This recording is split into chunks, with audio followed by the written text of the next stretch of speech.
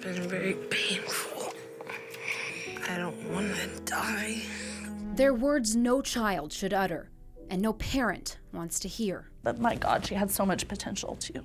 Like, she just had this brilliant mind. Bree Kirshen's daughter, Zayawadia, was a bright and healthy teenage girl until the day she went to the doctor for a urinary tract infection. She was experiencing such severe pain going into the office, she almost fell down in the parking lot. The antibiotic doctors prescribed worked, but new problems emerged, and her mom, a nurse herself, knew her daughter was in trouble. Zay was uneasy. She couldn't get out of bed, and she couldn't breathe, so her mom brought her here to this Wichita emergency room.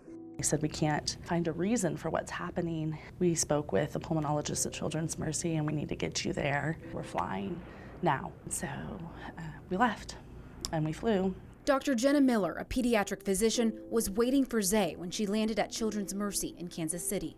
At the beginning, we did a very extensive infectious workup to try to figure out if there was something we could identify and then treat.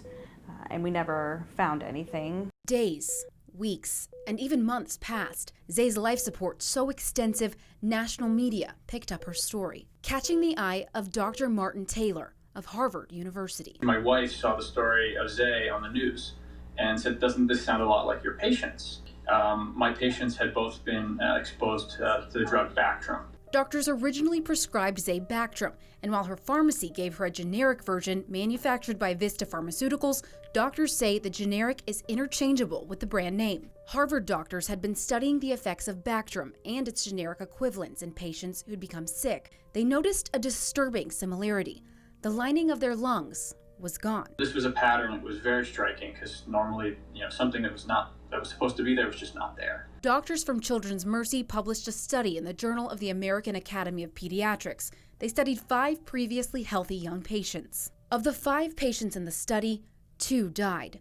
4 were considered for organ transplants, and all experienced lung failure. I think without Zay and Bree, there is no possibility in my mind that we would have found all these cases and put them together. The CEO of Vista Pharmaceuticals, Dr. Jay Ali, told us that his company is one of many drug companies that make generic Bactrim, and that this is one of many reactions that can occur. It's unfortunate to hear the little girl's